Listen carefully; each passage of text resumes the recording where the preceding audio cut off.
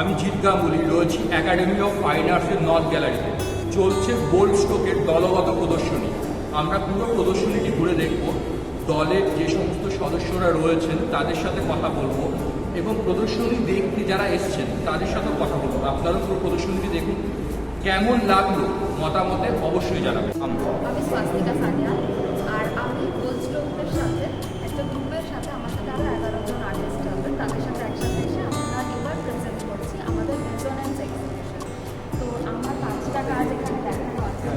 এই 5টা কাজ আমার, তো আমি একজন সেভেন ক্রড আর্টিস্ট। তো আমি এই জন্য কিছু টেকনিক্যাল ইস্যুস আমি হয়েছে যে আমি সেম জিনিসের কাজ দিতে পারিনি। আমি নানান মিডিয়াম নিয়ে কাজ করেছি। তো এখন অ্যাকচুয়ালি আমি একটা প্রসেসের থ্রু যাচ্ছি যেখানে আমি আমার স্টাইলটাকে চেনার চেষ্টা করছি।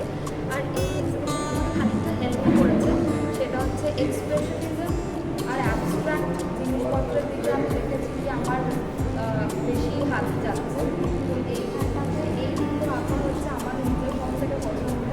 যেখানটাতে আমি কিছু কিছু ইস্যুস তুলে ধরেছি, যেটা হয়তো পুরোপুরি ইস্যুস না, আমার চোখ দিয়ে দেখা দুনিয়াতে আমি কীভাবে দেখছি সেইটা আমি কিছুটা দেখেছি। যেরকম বইটা আমি বানিয়েছি হচ্ছে পেপার মেশিন দিয়ে, পরেরটা অ্যাক্রিলিক, এটা সফট প্যাস্টেল। তো আমি নানান রকমের মিডিয়ামের মধ্যে খেলা করেছি দেখার জন্য যে আমার হাত কোনটাতে সব থেকে বেশি ভালো লাগছে। দিয়ে আমি এই দুটোতে এসে দাঁড়িয়েছি। এই দুটোর মধ্যে এইটার মধ্যে আমি চেষ্টা করেছি বোঝানোর যে বেশিরভাগ প্রাইমারি কালার্স লাগিয়েছি আমি, যাতে কিনা আর্টের সাথে কানেকশন বোঝা যায়। আর আপনি বুঝতে পারছেন কাজটা দেখতে, যেটা একটা আফ্রিকান মহিলা, ট্রাইবাল মহিলাকে আমি পোর্ট্রে করেছি। তো কিছু টেক্সচার্স আছে ভিজুয়াল স্ট্রাইকিংয়ের জন্য। আর চোখটা আমি কালো রেখেছি দেখানোর জন্য যে আমরা এত কিছু জানছি, আমরা এত কিছু শিখছি, আমরা এত শিক্ষিত সিভিলাইজড। আর এরা হচ্ছে একটা জঙ্গলের ভেতর থাকে, কিন্তু এরা কিন্তু অ্যাকচুয়ালি আমাদের থেকে বেশি ডিপ চিন্তা করতে পারে, বেশি জানে। এদের স্কুলের যে ইন্টেন্সিটিটা এটা আমাদের থেকে অনেক ডিপ। আমরা বই পড়ে শিখেছি, আমরা দেখে শিখেছি, কিন্তু এরা সেখানে থেকে শিখেছে। এরা জেনারেশন আফটার জেনারেশন এই জায়গায় থেকেছে। এরা জানে যে পাখির এই ডাকের মানে কি, এরকমভাবে পাখি উঠছে মানে কি, এদিক থেকে হাওয়া আসছে তার মানে কি, যেগুলো আমরা বই পড়ে নিউজ দেখে জানি, এরা সেটা থেকে জেনেছে। তো এদের স্কুলের যে দেখতে এটা আমাদের থেকে অনেক বেশি। সেইটা দেখানোর জন্য আমি কিছু গোল্ড কালার ইউজ করেছি, কালো রং ইউজ করেছি। আর পেছনেরটা একদম ওদের সিম্পল লাইফ, সেটা দেখানোর জন্য একটা সিম্পল কালার ইউজ করেছি। তারই পাশে যে আঁকাটা আছে সেটার ব্যাকগ্রাউন্ডটা পুরো কালো রেখেছি। আমি একটা ইস্যু এখানে তুলে ধরতে চেয়েছি, যেটা হচ্ছে আমাদের সোসাইটি, শুধুমাত্র সোসাইটি না, আজকালকার দিনে সবাই সবার ওপরে উঠতে চায়। এটা নিজেকে ওপরে উঠিয়ে না, অন্যকে দাবিয়ে উঠতে চায়। এই যে দাবিয়ে দেওয়াটা আমি দেখাতে চেয়েছি, এটাতে পুরো হাত এসছে এই কালো ব্যাকগ্রাউন্ডে। এইটা হচ্ছে আমাদের যে গলা, আমাদের যে আওয়াজটাকে দাবিয়ে দেওয়া হচ্ছে, আমাদেরকে বলা হচ্ছে যাতে আমরা ইচ্ছে করে কিছু ওভারলুক করে যাই, সেই জিনিসটাকে আমি দেখিয়েছি। এখানে যে দেখতে পাবেন কিছু সাইকেডেলিক ফর্ম আমি ইউজ করেছি।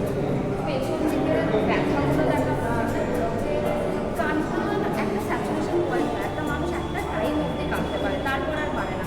তো পেনটা চোখ সমেত বলে পড়ছে, এটা দেখানো হচ্ছে। আর এইখানটাতে আমি দেখিয়েছি যদি আঠাকে বা সেলাই করে বন্ধ করে দেওয়া, সে যদি চিৎকার করতে চায়, যে ছিঁড়ে যায় সেই যে ব্যাখ্যাটা, সেই ব্যাখ্যাটা একদম নিজের যখন গলার আওয়াজ বন্ধ করে দেওয়া হয় সেখানে। আর ওপরে অনেকটা রিয়েলিস্টিক কনসেপ্ট দিয়ে দেখানো হয়েছে, যেগুলো আমাদের আসলে এখানে রঙের খেলা করার চেষ্টা করেছি। এইগুলো অনেকটা সাজানো রঙ, অনেক ব্রাইট কালার্স আছে, ওয়ার্ম টোনস আছে। এইখানে একটার উপর একটা রঙ চাপানো হয়েছে খুব আনটাইডি ওয়েতে। এটা হচ্ছে আমাদের অ্যাকচুয়াল ইমোশন, যেটা একটার উপর একটা ওভারল্যাপ হয়ে গেছে এখন। আর এটা হচ্ছে আমরা যেটা দুনিয়াকে দেখাই যে সব পারফেক্ট। এইটা হচ্ছে আমার আঁকার ফোকাল পয়েন্ট। এটা আমরা এই সিম্বলটা হিপনোটাইজ করার জন্য ইউজ করি। তো আমি একটা ইলিউশন দেখানোর জন্য ইউজ করেছি, যে এটা আর এটার কন্ট্রাস্টে যে ইলিউশনটা আমরা তৈরি করি সেইটা দেখানোর জন্য। তো আশা করছি যে আমার ফার্স্ট পাবলিক শোকেস আপনাদের সবার ভালো লাগবে। Thank you. दुनिया डाकवाले থেকে পাস আউট হওয়া যায় আমাদের দুনিয়া ডাকवाले বাকি দু একজন একজন সেলফট একজন গভর্নমেন্ট ডাকवाले থেকে পাস আউট আমরা কতগুলো কাজ প্রদর্শিত হচ্ছে তোমার? আমার কাজ প্রদর্শিত হচ্ছে 6টা। এছাড়া আমাদের টোটাল কাজ মোটামুটি প্রায় 60টা মতো কাজ প্রদর্শিত হচ্ছে। এছাড়া কালচার আছে 12টা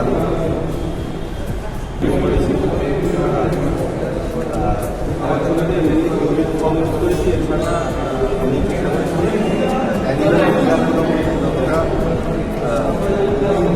পর্বে ভালো যায় চেষ্টা করি। এছাড়া লাইনের মাধ্যমে এছাড়া ব্ল্যাক অ্যান্ড হোয়াইটের একটা কম্বিনেশন রাখার চেষ্টা করি। আপনার নাম? আপনার মোট কতগুলি ভাস্কর্য প্রদর্শিত হচ্ছে? আচ্ছা, মাধ্যম কি রয়েছে আপনার কাজে?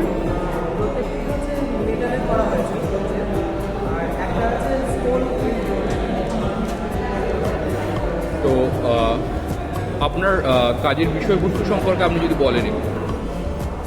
এখানে সামনে আমার একটি কাজ রয়েছে, এটা হচ্ছে দেখানো হয়েছে এটা মেটালের কাজ। এই কাজটিতে বোঝানো হচ্ছে যে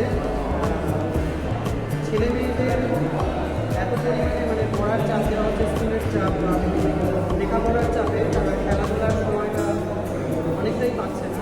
সেখানে দাঁড়িয়ে থেকে খেলাধুলাটা তাদের জীবন থেকে অনেকটাই হারিয়ে যাচ্ছে। সব মিলিয়ে সেটাকে একটা বোঝানো হচ্ছে।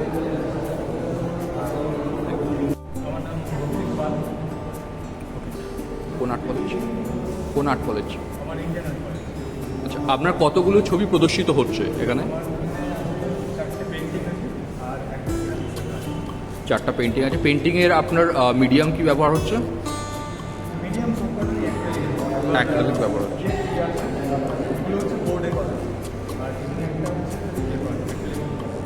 আচ্ছা, আপনার পেন্টিংয়ের মধ্যে আমি তো দেখলাম নারী মূর্তি বারবার এসছে, সেখানে দেব প্রতিমা হয়েও এসছে, ঠিক আছে। ওখানে একজন মানে আমি যদি বলি যে আকর্ষিত করছে সেরকম মহিলা রয়েছে বা কোমল ফর্মও রয়েছে। 3টে ফর্মকে আপনি ব্যবহার করেছেন, যদি বলেন বিষয় সম্পর্কে।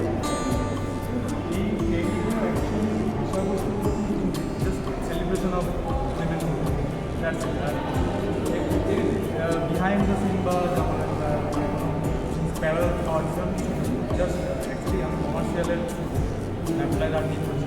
আমাদের কমার্শিয়ালের বিজ্ঞাপনের কাজ করে আর পাশাপাশি আমাদের স্টাডিটা, বাট স্টাডিটা আমার খুব ইন্টারেস্টিং লাগে।